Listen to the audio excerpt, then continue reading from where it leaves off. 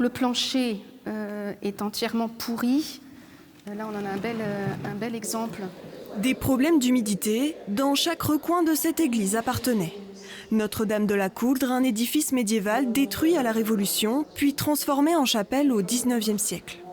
Depuis plus de 400 ans, des sœurs enseignantes occupent les lieux, notamment pour la prière. Nous avons réussi à stabiliser donc en mettant des plaques d'OSB, mais qui également renferment l'humidité en dessous, donc ça ne peut être que très très provisoire.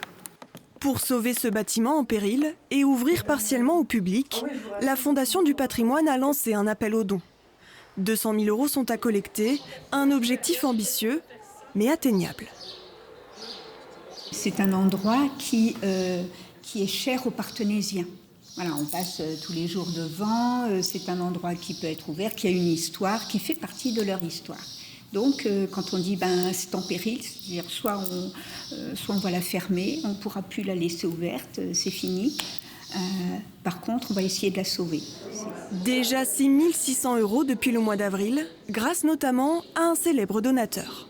Nous avons sollicité une aide de la principauté de Monaco, puisque le prince de Monaco est apparenté à la famille de la Meilleraye, qui est une famille de Parthenay. Donc il est attaché aux Deux-Sèvres et à Parthenay en particulier. Et il a bien voulu nous envoyer une participation à notre projet. Donc nous en sommes très reconnaissantes. À quelques pas de l'église, un autre édifice a lui aussi bénéficié du soutien de la Fondation. L'ancienne chapelle de l'hôpital accueille depuis peu l'atelier de vitrail de Cyril Deschamps. Sur les 50 000 € qu'il a investis pour acheter et rénover le bâtiment, la moitié sera déduite fiscalement grâce au label de l'organisme. J'ai beaucoup de chance d'avoir eu la possibilité d'acheter cette chapelle-là et puis d'y déménager mon atelier. Ouais. Mais à la fois, je pense que ça le mérite, quoi. Cette ville mérite d'avoir des artisans d'art dans le quartier historique pour le faire revivre. Ouais. Je trouve que c'est... En tout cas, j'ai envie de m'inscrire dans cette dynamique. Ouais. Une dynamique inscrite dans la politique de la ville pour attirer des artisans, mais pas seulement. On sait que le patrimoine, c'est aussi de l'économie.